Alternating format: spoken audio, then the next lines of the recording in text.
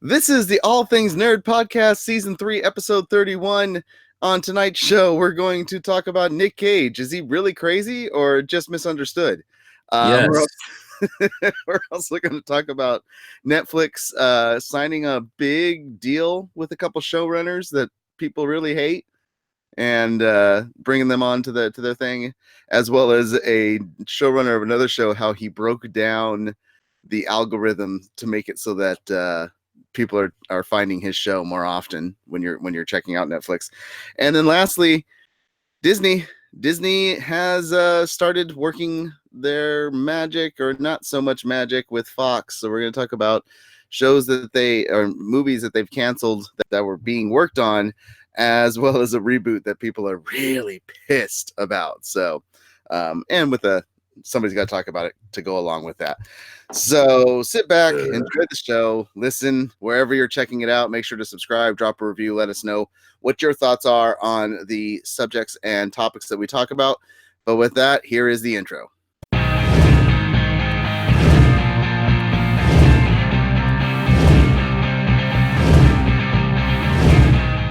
Hello to all the Geek Enthusiasts and Nerd Aficionados. This is Mess 5150 with another All Things Nerd podcast for you here on Twitch, live 8 p.m. Pacific Standard Time, twitch.tv/Malice Corp.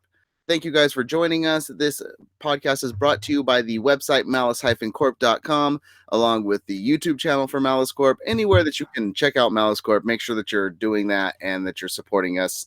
Not with money so much, but just comments. Let us know what's going on. How's your life going? How are things going with you? And what do you like about the stuff that we're talking about? You can even find us on Facebook on groups at the All Things Nerd podcast group. With that, let's talk about who's here on the cast with us. You have me, Mess5150, also joining me. I can see he's very jittery. He keeps moving around like crazy. That's Masonic Vader. He gets like trying to figure out which hand and what... how goes it? Doesn't know what to do with his hands. I'm trying to find that awesome position, the good side, which is not the top of the head. There's more facial hair going on than the head hair. So there you go.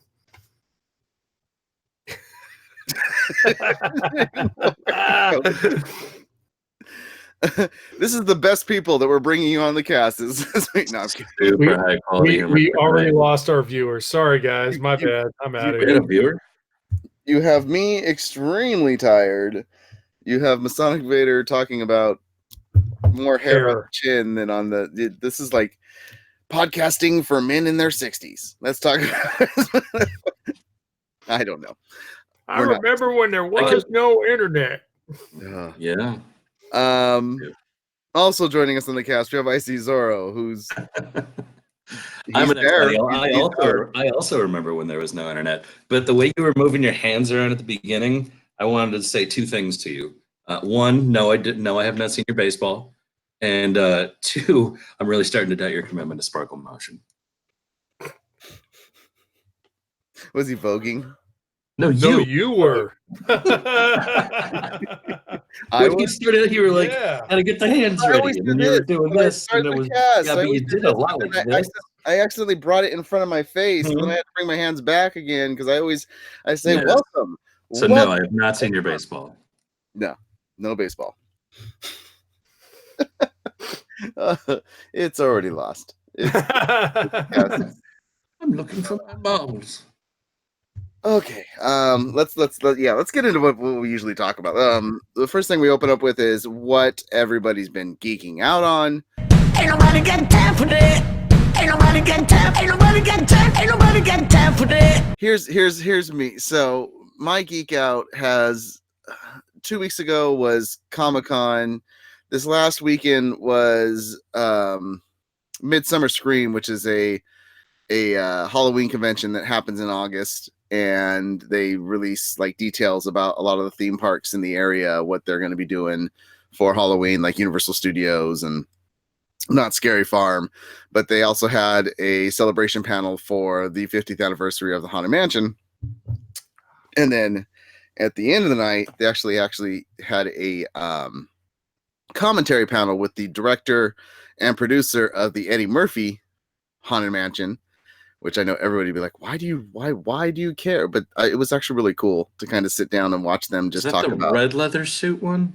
No, not that. That's delirious, Raw dude. or Delirious, one of those. No, we're talking Disney's Haunted Mansion, the movie that was made because Pirates was doing so great that they figured, hey, let's make more movies about rides. So, and it didn't do that great. And there was even jokes made by the producer about like not everything does great. But you know what? It actually made it a lot more enjoyable sitting there with the director and the producer and listening to them talk about the insights and the stories and the different things. They talked about at one point that they wanted to get Don Knotts to play the groundskeeper for the Haunted Mansion, which he turned down, and then he died. So they're like, so it was just a double whammy. So they couldn't get him. So he just knew he was going to be doing that for real soon. Yeah, exactly. Wow. So, but to go I can just picture the look on his face that would, the classic. He ends up being one of those guys at the end of the ride that keeps staring at you on your way out. Yeah, exactly. And lastly, the reason I'm so tired, I went to the Haunted Mansion 50th anniversary event last night at Disneyland that started at 1 a.m. and ended at 4 a.m.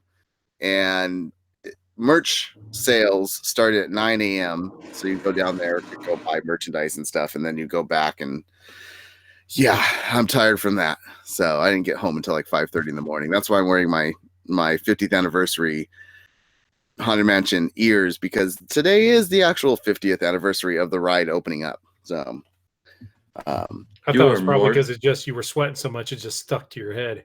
No, you are more dedicated to some pop culture stuff than I want to be. It was fun. The problem I had with it was so it's a 3-hour event because it starts at 1, ends at 4. They had photo opportunities with characters. Yeah, with an hour giant, 5-gallon coffee mugs. Yeah, well, an hour in, the characters were taking 20-minute breaks, and I'm like, this is a 3-hour event. Why are you taking breaks? There's everybody that went to that event, it was $2.99 a ticket per person for 3 hours. And you're letting somebody take breaks when you're going there to experience this. That's the only issue I had with it. Was I was like, no, for 3 hours they can stay out there to take their damn pictures for 3 hours. There's no breaks in 3 hours. So she gets some sort of hazard pay for being a special event in the middle of the friggin' night. We're in California, 4 hours minimum before you get a break. All right. So that's me. That's my geek out. What Masonic, what have you been geeking out on over the last week? Oh man, it's been doing some model rocketry like I was mentioning earlier with my kid. Summer's almost done for him, so we want to sneak some stuff in. This week was the week of binge. Netflix decided to hit me with a triple punch. They obviously started off with Orange is the New Black. I think it was last weekend, and 2 weeks ago. So I started watching that, and then I got sidetracked by another show they have on there called Another Life. Has Katie Sackhoff in it, and that's it's pretty good. It's pretty good so far. I'm like three episodes in. Yeah, I think it's already got 2 seasons, doesn't it? I heard her on a different podcast recently talking about it. Yeah, I don't know. I'm 3 episodes in season 1. I don't know if there's a season 2, but it's a pretty good series. I'm really digging it. And of course, we didn't mention this last week because I didn't get a chance to see the trailer beforehand, but Glow season 3 came out today. Mm-hmm. And so I had to put the stops on everything else and at least get a couple episodes into that one. So yeah, that one, just right off the beginning, the first 10 minutes of the first episode just had me laughing so hard. Yeah, I'm gonna check it out. I'm getting so much stuff backed up to go check out because I'm demoted. Words and sleep, they'd work well together. Put some alcohol with that, we'd have a party. Yeah. Ruru 2 joins us in the chat room as well. Welcome, Ruru. Thank you for coming and joining us in the cast. No, I'm so devoted to the Arrowverse. I'm like, when we started the podcast and everybody was talking about what was going on with Prometheus from Arrow and the speed god guy from Flash, Savitar, that's actually where I'm caught up to now. So nice. I'm all in the So now I can remember what Beacon at the beginning, the original cast with our producer Jack Malice and Beacon when they were talking about Flash and everything. And oh crap, that was literally 3 years ago, huh? Yep. Wow. So, but that also shows how I got up to the first crossover event, and so I'm moving through it. But that's why I haven't watched anything else yet. And that'll be my after I finally finish this. I'll move on to that and check out all the stuff that everybody's telling me to check out, like Nice. The Boys. That's a good one too. Yeah, I want to check that out at some point. I binged that last week. What about you, IC? What have you been geeking out on? Well, I spent a long time doing the Gotham binge, so I have a ton of stuff backed up as well. But this last week, I've been doing a lot of reading. Wheel of Time again. Yeah, I'm rereading through Wheel of Time again. This week, I've put probably, let's see, in the last 3 days, I put 900 pages into the fourth book. Nice. So I'm clipping along. I just, the books get so big after the third one. That's like chapter 1, isn't it? Yeah, roughly. Yeah, I'm less than a quarter of the way into the series. It's so much stuff that I remember and love, though. And then it turned out that neither of my roommates had seen the HBO miniseries Generation Kill, so I've been watching an episode or two at a time with them, which that's one of my favorite miniseries of all time. Nice. And you also subscribe to the channel for 14 months in a row. Thank you, IC. Yeah. Fantastic. Supporting us ourselves. Yeah, that's what we do here. And I spent pretty much all day today catching up on podcasts and grinding through old dungeons and raids that I had never did. Nice. In the decade that I took off of World of Warcraft. Awesome. Okay. Yeah, that's it. That's what we got for Geek Out. Once again, so smooth this week. So smooth. So smooth. Yeah, it's gonna be meat and potatoes. It's nerd news time.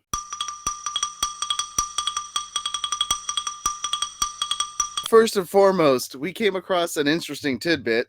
Well, not a tidbit. It was 4 pages long, 5 pages long with the LA Times or New York Times. That was the New York Times Magazine, and that was conservatively, I want to say, about 4,000 words. It was big, and usually I'll see headlines having to deal with this man and just stream over them because the podcast. But Nick Cage, it's end of the year mess. Start your editing counter now. He's a staple of the show, talking about him. Which after this interview, I realize he'll never ever hear or see anything we say because he stays so far away from everything from the way he talks in this interview. But they did an interview with Nick Cage. And it was actually a really, and I'll drop the link to it on YouTube and on Facebook. Yeah. But it was actually, I found a really interesting interview because there was more humanized stuff about him that I didn't come, and there was also more of the crazy as well. But yeah. Well, you read a lot. Did you read the whole thing? I read the whole thing. Yeah. What do you think? Was there anything that stood out to you on it? Was a super open and honest interview. I don't know who, how they got him to sit down for that, if they had a couple of drinks first or what, but he was just freewheeling and talking about pretty much everything. It really helped that the interviewer really knew their stuff. Anytime Nick would fire a question back at them, they had an answer for it. Mm-hmm. But he comes across as this guy who is, yes, crazy, and yes, misunderstood, but just a super kind of free spirit guy who also he's always wants to explore different ways of looking at everything, but also takes himself way too seriously. That was the interesting thing that I found with the interview. One, everybody made the jokes about when the video for him singing Purple Rain came out at karaoke. And he talks about that in there, and he's he told Warren Beatty, he's like, "You're so lucky you grew up acting in the era that you grew up with You grew up being Warren Beatty in the 70s. Yeah, not without no cell phones and stuff like that." And he said Beatty just laughed at him, and he was being completely honest because he's like that karaoke video, that wasn't him looking to get some funny video out there, he went to the one karaoke bar that he knows of that says no taping, period. And lo and behold, somebody releases it, and we're all carrying movie studios around in our pockets. Yeah, exactly. On the wall is not going to stop me if Nick Cage gets up and starts doing that. But when he told the story behind it, that it was like, hey, people know I'm a fan of Prince. It was Prince's birthday, I think. No, it was anniversary 1 year to his death. Oh, okay, that's what. Okay, and that's why he was doing it. And what I can't remember what the exact wording was. It was something. He said he wasn't trying to do like a good job of singing; that it was more of sort of a primal scream therapy type of scream. Yeah. So, and it was interesting. It's stuff like that. Like he talked about the stories about the cobras trying to kill him, that he actually did have cobras. And then you get the part where he takes himself way too seriously. He's like, I try to use cobra will try to hypnotize you by moving side to side before it attacks. So I would take some of that and put it into my characters. Like, come on, no, Ghost Rider. Yeah, Ghost Rider. Yeah, in this, Ghost Rider 2, to be clear. Yeah, when he pees on people. Yeah. But the taking himself way too seriously part. He referred to his acting no less than 3 times as his instrument. Like, dude, come on. I get you grew up around super wealthy people, and Francis Ford Coppola is your uncle, and yeah, so you've been invested in the whole rich movie scene for a long time, but try to be normal, dude. Move to the Midwest for a year. Well, he apparently has houses everywhere because he did his mail search and went to the well that tastes like blood because yes. Oh God. He went on a literal grail search. And he didn't end up in Petra, so he didn't actually find it. I don't know if I could definitely see him having the confidence to step out over that empty cliff. I see this huge grin on Masonic Vader's face. I want to know what his thoughts were on the interview. It's crazy, man. It's crazy. I tried to. I think I got about 95% of it. There was just sometimes I just want to just fast forward. The guy, he's eccentric. What can you say? I mean, and he's done over 150 movies, which kills me. No, he's done 95. He's trying to get to 150. Oh, is that well, it doesn't matter. It seems, but he's done 23 movies in the last 3 years. I'll say it seems like 150. I probably seen about 4 of them. I don't know, man. I guess I want to say that I bet you when it's all said and done, most of us in this situation, if we had his way of growing up and his ability to obtain stuff or have the money or whatever and stuff, we'd probably be the same way. Probably not as crazy. I think that's a personal. I know people that are really wealthy and super down to earth, and I know people that are broke as hell that are just as nutty as Nick Cage. I think it's a personality thing. I'd definitely be a little more eccentric if I could afford lawyers all the time. Yeah. But I mean, it was just a really cool interview in terms of the diving into like some of the stories that have come in the past. I mean, and of course he dropped a National Treasure at one point. Treasure. He compared several points of his life to various movies that he's done. Exactly. Like, wow. But okay, so just here's the thing. Whether it was Nick Cage or not, it is actually a really interesting interview because it's just seeing the mindscape of this person, and it is humanizing at times, but it does show the crazy that's there with living Hollywood. Oh yeah, it was a super interesting interview. I recommend find the link that we put up, go see it, or just I'm sure you can just Google New York Times Magazine Nick Cage interview. I gotta lie, after reading it, I now understand how he got some of his ideas for his characters. Oh yeah. Yeah, like you think it's acting, but it's really just him. It's almost like multiple personalities. Well, that's what a lot of actors are, though. I mean, they do have that, and then he even talked about that you get lost in your characters. So, and that's why he doesn't drink when he's acting, because he says whenever he's got a job, he will not drink during jobs or anything like that. He drinks in between jobs. So he hasn't drank in about 4 years in. He said at one point he said he was yeah. But just on the topic of how prolific he is, how many movies he's been in, I get the. So he was talking about how like all of his heroes growing up would be in like a movie a week. Bronson and people doing like movies of the week and stuff. And so he said about 150 was going to be kind of the goal. But like he's done so many movies that there's a handful of really good things in there. He's an icon for a reason. Like just as even some of the corny stuff, dumb stuff. Con Air was fantastic. The Rock, back in the day, Raising Arizona. What's her name got married. Like he's been in some amazing movies.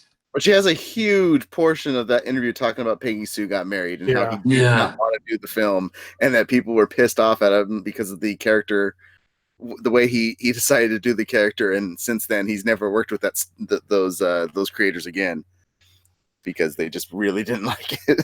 I will say one thing about Nick Cage that I really I think appreciate about him is that he's not the type of actor who allows a film to dictate who he is. In other words, you get these actors that say, I don't want to do this role anymore if they've done it multiple times because I don't want to be, like say if Mark Hamill said, I don't want to do Star Wars anymore because I don't want to be referred as Luke Skywalker for the rest of my life kind of thing.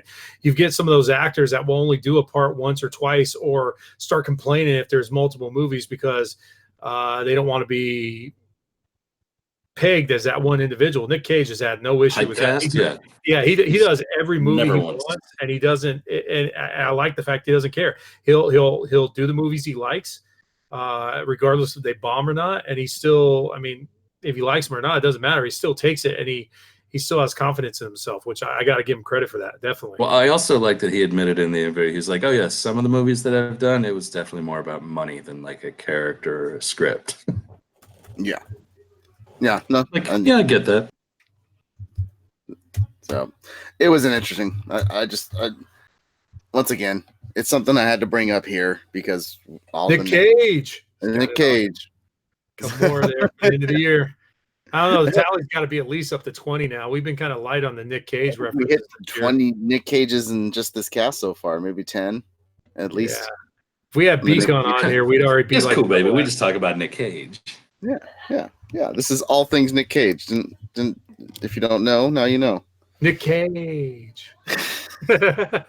Nicolas Coppola.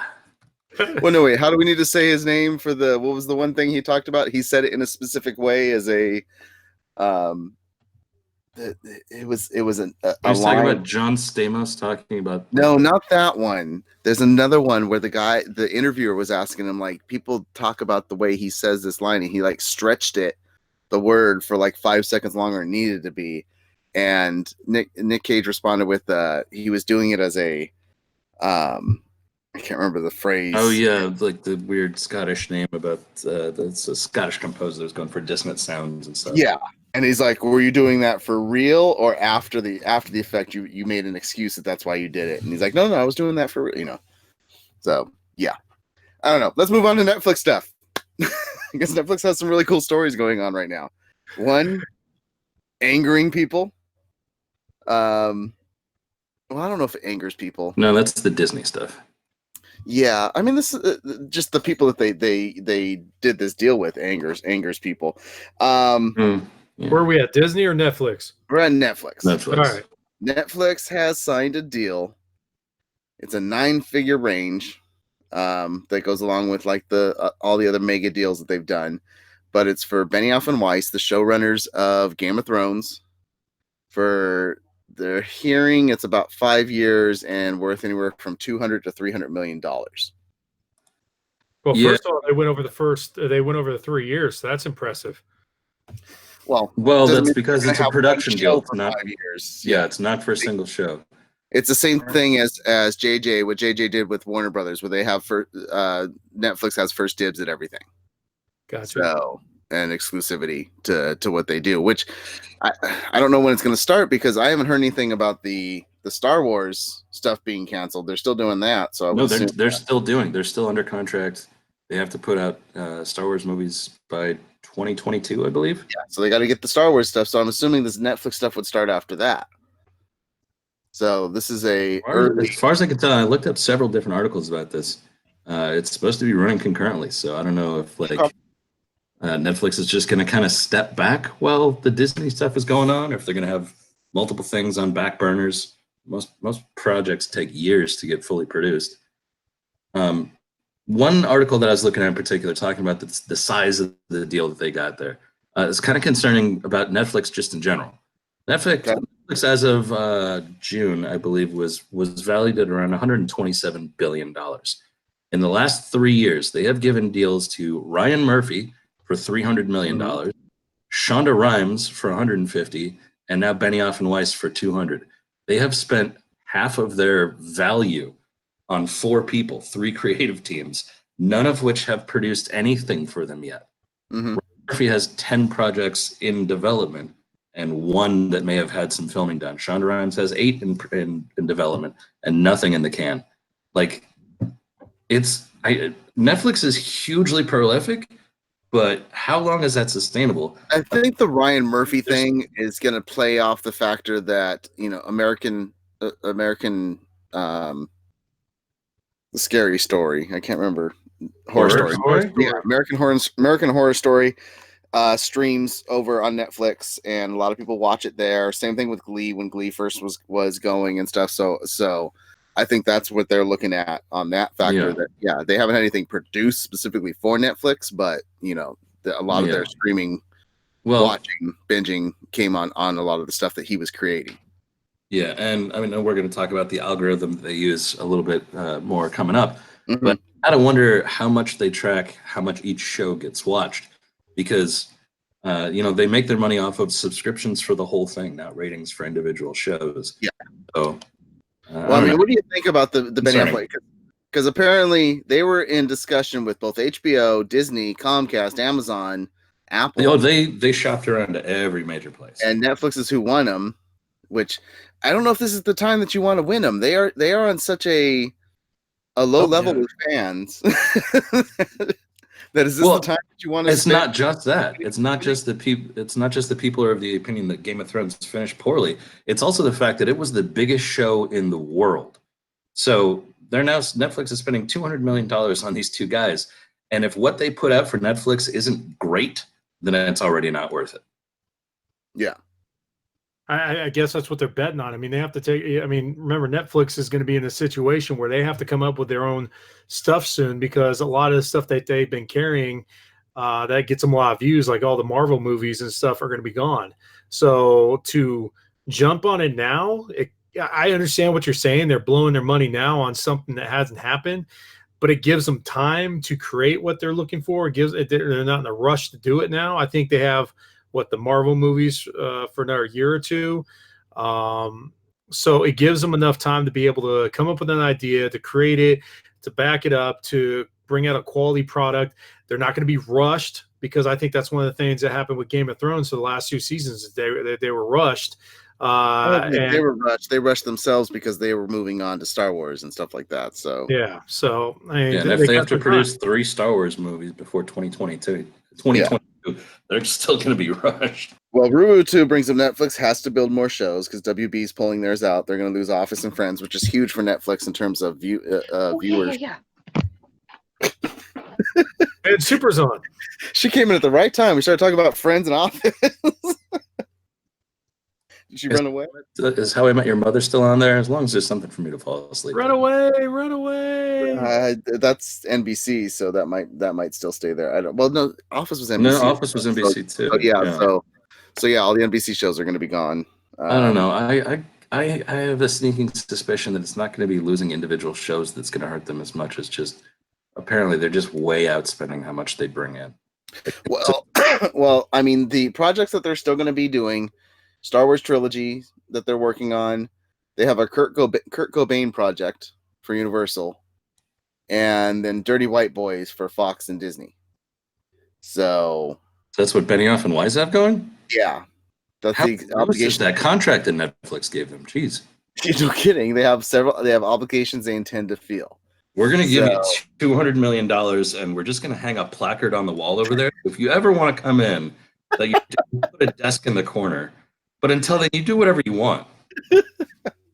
It says Benioff and Weiss said, "We've had a beautiful run with HBO for more than a decade, and we're grateful to everyone there for always making us feel at home. Over the past few months, we've spent many hours talking to Cindy Holland and Peter Friedlander, as well as Ted Sarandis and Scott Stuber." This is like a name drop for producers. We've been talking to all the big names, yeah. We remember the same shots from the same 80s movies. We love the same books. We're excited about the same storytelling possibilities. Netflix has built something astounding and unprecedented, and we're honored they invited us to join them. So that's what they said. That was their official statement about Netflix. Now, the one thing that came out about this was there was one show that they were working on with HBO, which was Confederate. And that has been canceled now because... Good. 3 things to work on is too much against Netflix. Netflix was like, nope, that HBO show, no. It was also about a post-Civil War South in which the Confederacy had won, which I feel like in today's climate, maybe we don't need that. Mm-hmm. Yeah, might want to skip that one for right now. Well, that's what HBO chief Casey Bloys later admitted. The network could have done a better job rolling out the announcement, but he hoped that people will reserve judgment until there's something to see when talking about the show. Sounds like a born loser. And then what they said, showing one end and shiting the other, and tell me which one's real. What they said along the lines, even before this Netflix deal, it's hard to say to someone, you can't go do Star Wars. They love it. It's a childhood dream. They'll go do that. Remember why they love television and come back. And lo and behold, they didn't come back. They went to another place. Yeah, no, HBO executives there sounded like the girlfriend that got dumped. Like, that's fine. It's gonna date for a while, and then he knows where it's safe and loved. You can come back. They pulled the if you love it, set it free, and if it loves you back, it'll cut you. If you blow it was never meant to be. Hi, Super. There's Super. Hey, Super joins us on the cast. How are you, Super? Oh, sorry, I'm running so late. It's okay. It's okay. Got a little busy. Did you have any thoughts about Netflix getting the big 5-year deal for Benioff and Weiss and bringing them over there to do that's for only 5 years? Jesus. I'm very glad that they canceled Confederate, whatever that was going to be. Very, very happy. I think that if Benioff and Weiss do, or however you say their names, excuse me if I said their names wrong, if they stick to the things that they're good at, because there were things that they did in Game of Thrones that were amazing.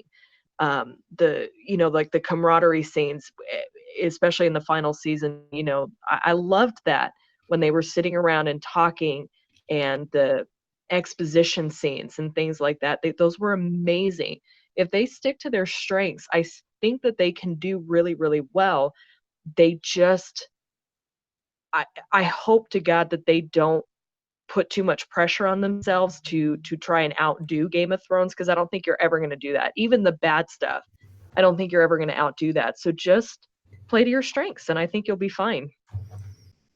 Yeah. Ruru 2 makes a comment that they did want the Confederate show. It was one thing to talk about it, another thing to see it like Roots or 12 Years a Slave, show America its ugly history, which, if that's the aspect of it, like they said, it wasn't going to do that. It was going to be. I don't think it was going to do that, though. That's the problem. If it had done that, Man on High Castle. Yeah, exactly. Yeah. Mm-hmm. Man on the High. But what they were going to do was they were going to show this is what America would have been if the South had won. Yeah, and that's so not. It could have. It could have either been, because if it makes it that everything's good and great, then it's like, wait, what do you? No. Yeah, no. I don't know, but it's canceled. It's not being done. So let's move on to the other thing that Netflix that happened with Netflix. So there's I want to know from you guys, because I have actually seen this pop up on my recommended shows. Have you gone in? Who has Netflix besides me? I do. Every person in the United States. Yeah, pretty much. Never know. Have you guys had The Norseman recommended to you to watch? No. Yeah. Yes. Okay, so 3 out of the 4 here have. And I think I've watched an episode or two. I thought it was because I have people that log in occasionally and watch other shows. So I figured it was just recommending me something based off what they had watched. And so I was like, oh, okay, cool. Well, this is why this is a really cool, interesting story. And I wanted to see if it was just me that had seen it being recommended, or if it just out of the four of us, if it was majority, which it was. Yeah, but you guys all live in a major market area. Yeah. And there's an algorithm with which shows are you would think it's stuff that's like, hey, you like this show, so you should probably like this show. Well, the showrunner of Norseman figured out the algorithm. In an interview with Hollywood Reporter, he talked about that you can't blame Netflix. They have so many shows that they can't market everything. And so the fact that they weren't going to be able to do it, he went and did it himself, got it marketed on, what was it, Facebook? Mm-hmm. Yeah. Let's see. He spent approximately $18,500 on a campaign focused on big cities like LA, New York, Chicago, and Miami, and on 3 states he knew to have a large Norwegian population: South Dakota, Wisconsin, and Minnesota. Yeah, if I still live back home, it would be on my recommended queue. You know, because they might be interested in some Viking comedy just because Vikings, Minnesota. So, with just 6,000 followers on Facebook, 2 million views of scenes cut and distributed to over 5 million Facebook users, Norseman had done it. It created enough buzz to enter the recommendation carousel. Then Netflix once claimed drives approximately 75% of their viewing. And then 3 weeks after it launched, the Netflix front office was calling the showrunner Tangen and saying, you need to come to LA because your show is exploding. So he literally worked the system where all these shows are getting canceled on Netflix to figure out how to get more people viewing it from the inside. Genius. I haven't watched any episodes yet, but I mean, if he's as good a showrunner as he is a focused marketer, then it should be really good.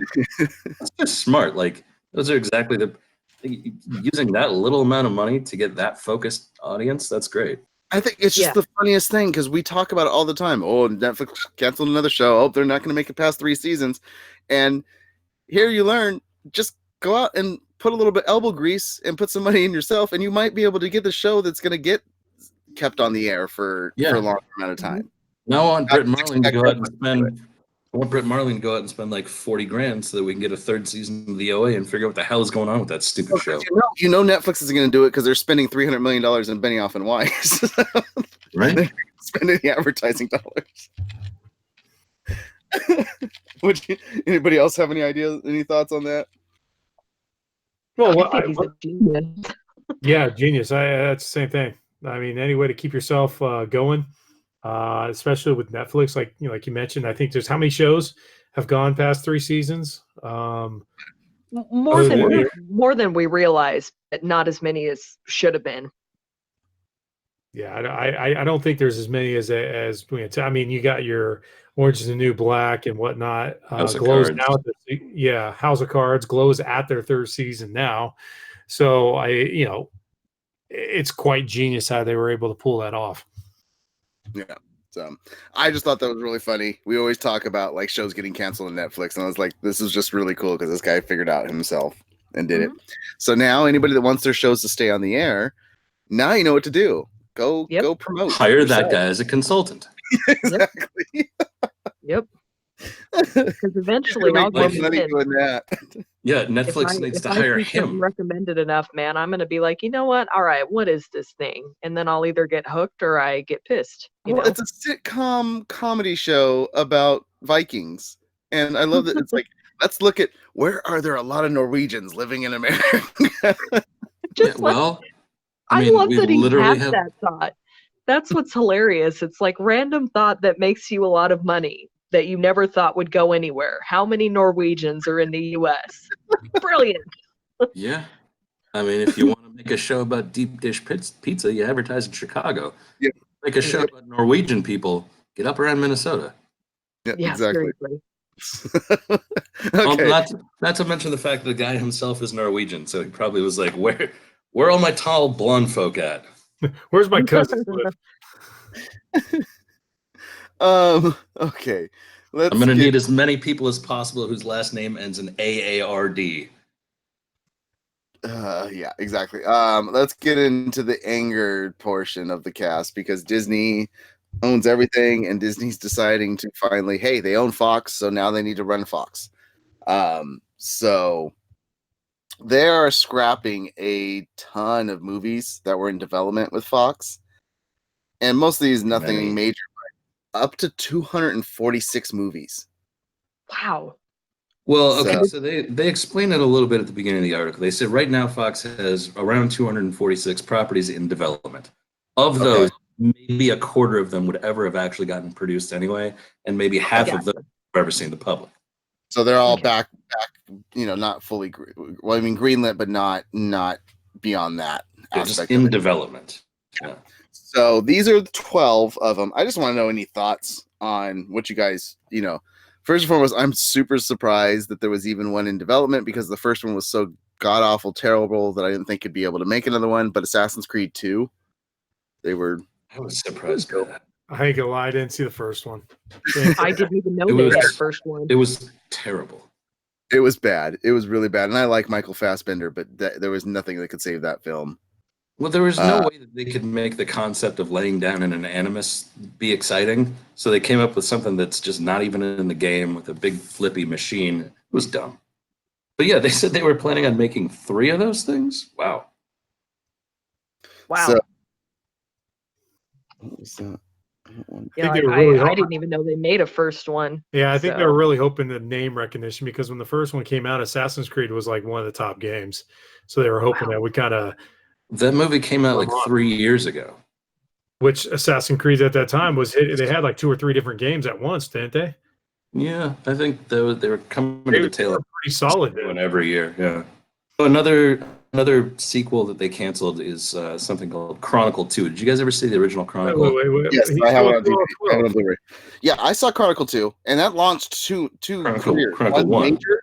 Major career and one that tried to take off but really didn't. And that was it was Dahan. What's Dahan? Dane DeHaan and Michael B. Jordan. Michael B. Jordan. And Michael B. Jordan is now just a powerhouse of his own. So I liked Chronicle. Super talented. Yeah, I liked Chronicle. It was kind of a found footage, but mixed in with normal video of these kids getting power, and one of them doing good things with it, and the other one not. Yeah, Dane DeHaan did what I would have done. The not.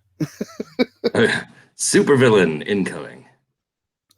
Jack says, at the point that the movie came out, the Assassin's Creed games were in a slump. When Assassin's Creed movie came out. So I guess they were hoping it would revitalize the. But they just completely it didn't stick with the really storyline of the game. It didn't feel like Assassin's Creed. It didn't. Yeah. So Flash Gordon.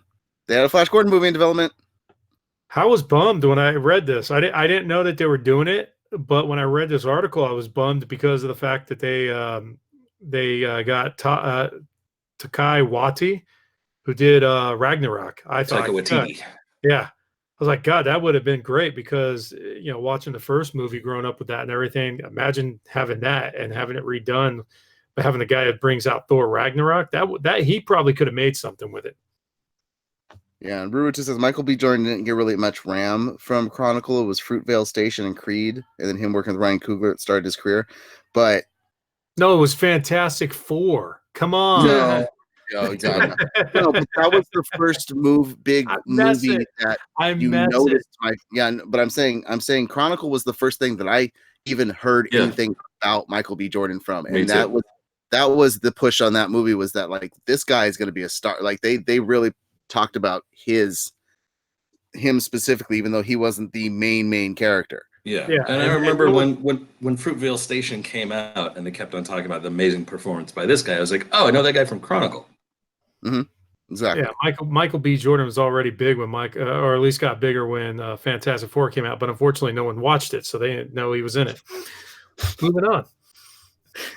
Unfortunately, some people did watch it. And Jack is singing the Flash Gordon song in the chat room. Yes. So, Hitman 2.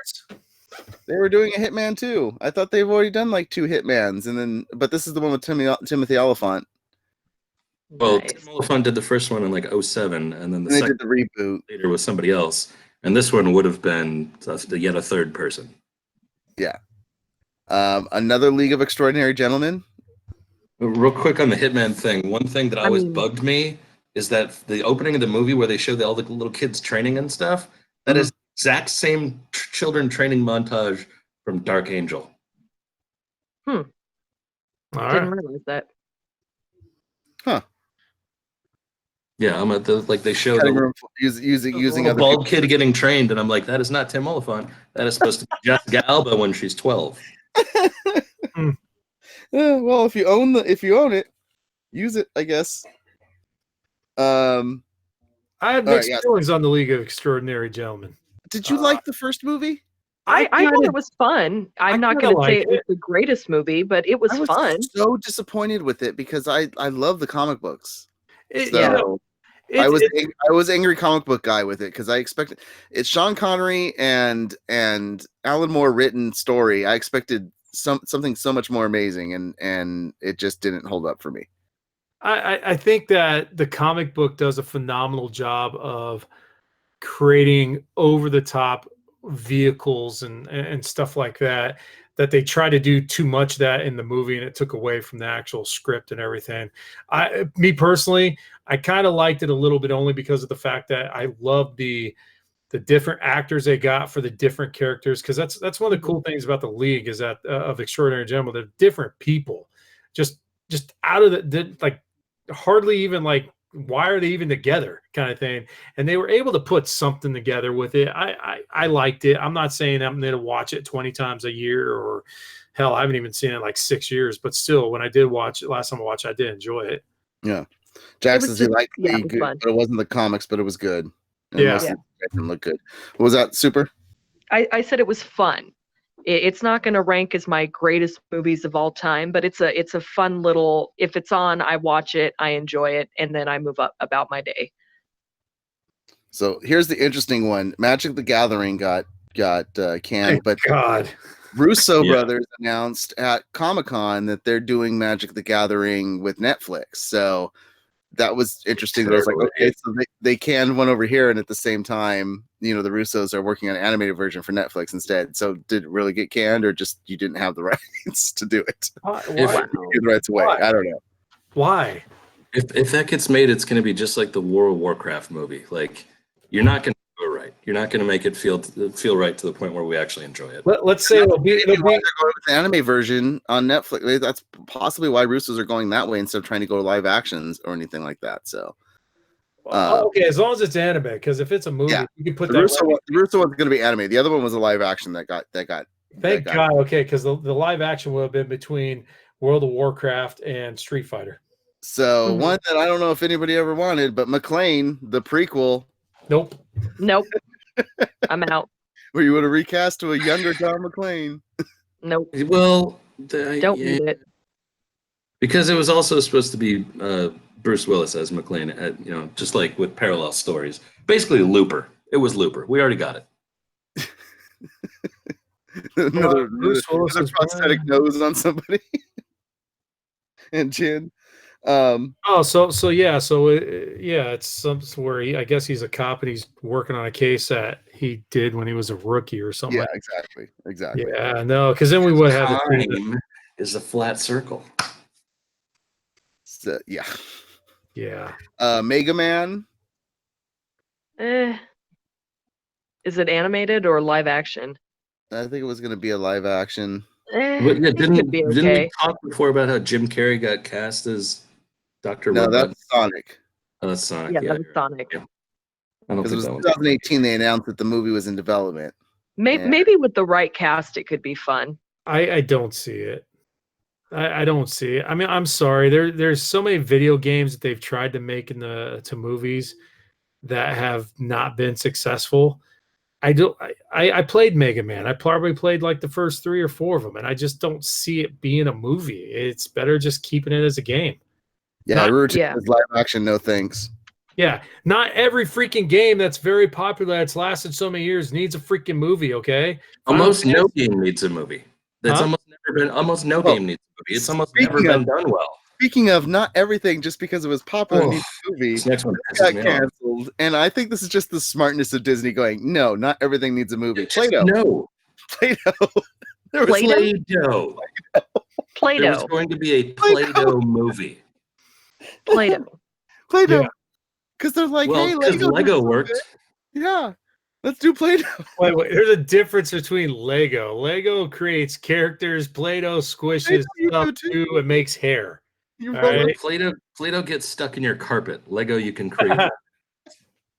Play-Doh makes me want to rip my hair out. I And think it's one of the worst Play-Doh toys will ever help rip invented. your hair out.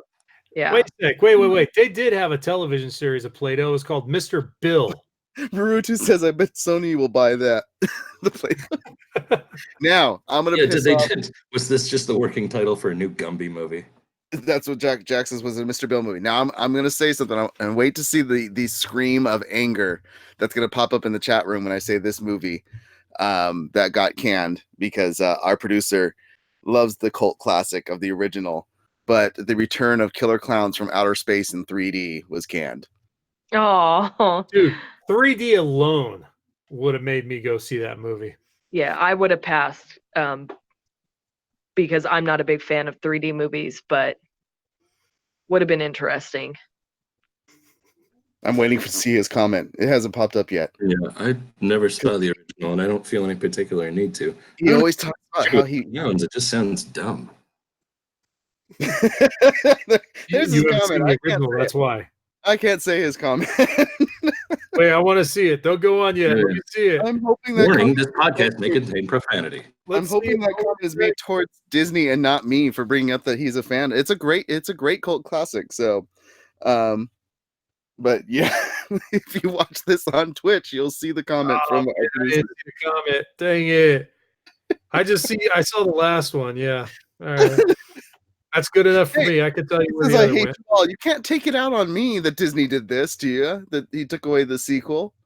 See, the minute I saw that, I know where the other one went. Well, every time we have a chat, every time we have an episode where we talk about like sequels that we'd like to see happen, I think every single time he puts in the chat room sequel to this and to Buckaroo Banzai. I think are the two. Oh, I'm on board for that one. Yeah, That one would be good. Killer Tomatoes. All original cast though. Yeah, and lastly, The Sims got canceled. Thank God. Oh, I'm heartbroken. I'm not. So heartbroken. There's no plot in that. We're just gonna watch people study and then go to work and then crap on the floor while there's a plate of supplies next to them. Try to hook up with We're gonna watch ladders disappear out of pools and children drowning. Is that what we're going for? Because I'm wearing the 50th anniversary Haunted Mansion Mickey's hat. Jack Malice says, I am wearing the Disney hate. There we go. And speaking of Disney hate, let's get the last little bit about them. They said for Disney Plus, some of the new stuff that is coming for it was going to be some reboots, and they're going to reboot Night at the Museum. You know, they're going further into these Disney properties. Diary of a Wimpy Kid, but the one that has people just in a complete rage uproar. Rage. They're rebooting Home Alone. They're remaking Home Alone for the Disney Plus streaming service. Yeah, I think that's a dumbass move. It is. Wait, hold on a second. Didn't they try that with number 3? They brought a new Yes, kid they in. did. And it bombed. And it tanked. It tanked. You bring that picture of Macaulay Culkin back and actually have him play him now.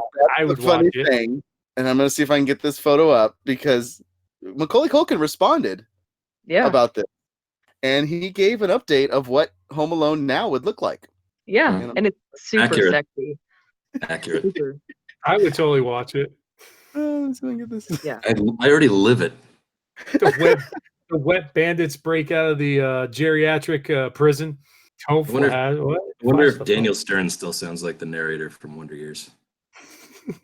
Let's see. I mean, I know he was the narrator from Wonder Years, but Jack said, he said, give me a break. He would be the burglar now. I think he would be a spy now. He's working for Rurutu says they're going to reboot Night at the Museum to Night at Disney World, which is basically the Favreau film that he was working on, Magic Kingdom, where the Disneyland came to life at night. I love it. Nothing Then- says reboot like a middle-aged white guy in his boxers with a bandana headband. Years have been hard. He looks like he's wearing a skirt. Or maybe I don't know. He could No, those be. are boxers. They're definitely boxers. I see the is that under ch- the computer. You I gotta feel love like- gotta love that takeout. Gotta love that super sexy headpiece that he's wearing. Well, literally Living that his single tweet life. his tweet was this is this would be what the reboot if you did it now. I love this. So this is N64 what an updated Home Alone would yeah, actually there's look. an N64 controller down by his feet. Yep. And he's eating takeout, and so he actually tweeted out to, "Hey Disney, call me." I I love that he's doing the intentional derp face. I think the thing that kills me about Disney, it's not a matter of them rebooting movies that they've done. It's the fact that they have a plethora of brand new movies they could start working on or fixing. Like they're canning all these old Fox movies, which I agree, some of these should be canned. But like so say for example, the anime Flash Gordon would be a freaking great idea to actually do. I think a lot of people would be on board for that. They should look at, if they're going to fix stuff that or at least change the idea, like going to anime. But take a look at those movies and try to find new stuff that they could fix. Jack says, "Give me my goddamn clowns."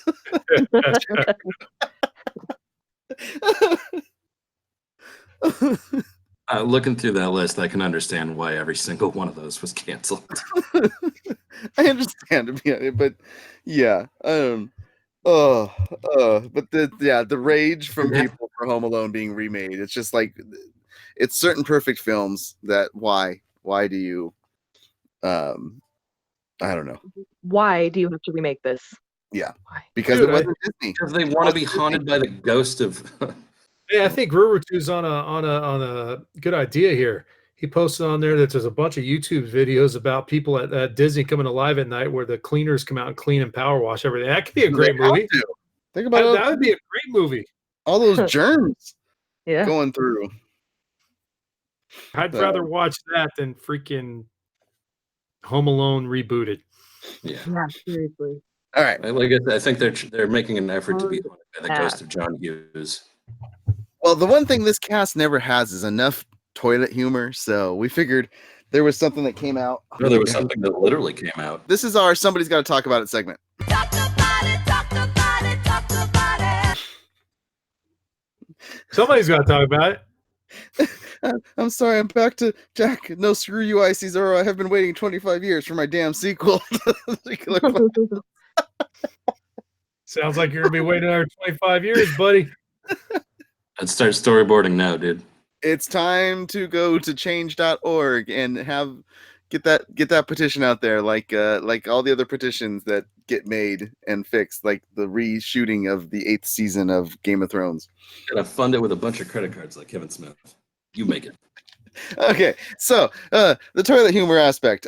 We talk about somebody's got to talk about is those weird, odd, strange stories that somebody's got to talk about. This was a real life thing that happened, and I was like, okay, I think we got to talk about this. But there was a heated debate about market stalls in Kenya at the regional assembly on Wednesday, and it was disrupted by a foul smell with finger pointing. And one of the persons says, "Honorable Speaker, one of us has polluted the air, and I know who it is." So literally, they did a he that smelt it dealt it, and accused somebody of farting in the room. And that person accused was like, "I am not the one. I cannot do such a thing in front of my colleagues." He said, "I'm rubber, you're glue." And then I love this phrasing from the article because totally like playing with it, hoping to clean the air. The Assembly Speaker Edwin Kakak then instructed members to step outside and take a break from the chamber because of how bad it was. He says reports also say he asked the officials to bring in air fresheners to make it pleasant. Get whatever flavor you will find in any office, whether it's vanilla or strawberry. We cannot continue sitting in an environment that smells bad. We're gonna take a tight 10. Everybody go change your drawers and then come back. Good Lord, somebody open a window. Do they not major know debate was cleared. The room was cleared from somebody passing gas. Don't ever go into for about 35, 45 minutes. That's got to be pretty bad. That's got to be really bad if you cleared out a room, man. Do they not realize that you It's just bringing a out those House flavors? of Congress. Bringing out those flavors is just going to make it like vanilla. It's going to be ass vanilla. Vanilla fart. Oh yeah. Gross. It's like when you get the potpourri scented shit. It luckily dissipated before they needed to do that. But I just think I love that you're having a debate, and then the debate turns into a debate of who actually was the one that farted, because it was like they did it. No, it wasn't me. It was them. I'm sorry. That was not my fault. He did it. He's the one that broke out this one for us, guys, not us. Well, now you know what's going to happen in debates in this room now. From here on out, they're going to be doing the finger on the hand so that they can find out who the actual person is that did it and escort them out. It's like the opposite of a filibuster. It's a way to get everybody out of the room quickly. It's a stinky buster. It's an ass buster, yeah. So many jokes that I want to make, but I can't talk about politics on this show. So yeah, we're gonna stay away from the politics aspect. But I just thought it was we don't want to stink up the air. Nope. We don't want to ruin this perfectly good toilet humor by talking about politics. We got you by ass don't smell. Out of seriousness, we got toilet humor and Nick Cage on the same show, and not meaning to be a joke. Bookends of excellence. Stuff. Which sometimes can be the same. And Beacon comes in and subscribes to the channel on our toilet humor. Thank you for subscribing, Beacon. Yes. Jack says, I lived with mess when we were younger. I have smelt vanilla scented farts. So I can clear a room myself. Too funny. Any other thoughts, guys? Is that it? Yeah, I'm just contemplating my internet career and what's led me. And just I guess make sure you aren't having any bowel issues if you're going out to do a really heated debate. Have you guys ever been somewhere where it was that bad? Like somebody passed that it was so bad you had to get out of the house? There in high school there was animals, but in high school there was a guy on our team that cleared out the weight room. Wow. I have spent cumulatively about 5 years of my life in the Middle East. So yeah. I haven't myself, but I did hear a really funny story about an actor before he got famous that had really bad Chinese garlic and made a person pass out on a plane to the point where he kept passing out every time he tried to, let the gas out. And they had to call paramedics when the plane landed to get the guy because they thought he was having like seizures or something like that. It's on YouTube. I'll send you the video. It's quite hilarious. Damn, potty humor, guys. Potty humor. That's where we've gone to potty humor. Yeah. Somebody had to talk about it. So that's where we went. Okay, that's a cap. Agree to disagree. Someone dealt it.